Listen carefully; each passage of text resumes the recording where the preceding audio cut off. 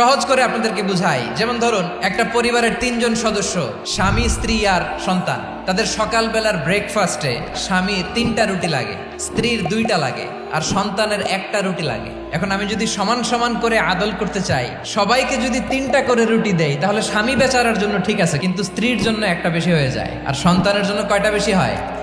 আচ্ছা, 2টা করে যদি সবাই রে দেয় সমান সমান নীতিতে, তাহলে স্ত্রীর জন্য, স্ত্রী বেচারির জন্য ঠিক আছে, কিন্তু স্বামীর কয়টা কম পড়ে? আর সন্তানের বেশি হয়ে যায় কয়টা? আচ্ছা, সমান সমান নীতিতে সবাইকে যদি সকালের নাস্তার জন্য 1টা করে রুটি দেই, সন্তানের জন্য ঠিক আছে, কিন্তু স্ত্রী বেচারির কম পড়ে কয়টা? স্বামীর কম পড়ে কয়টা?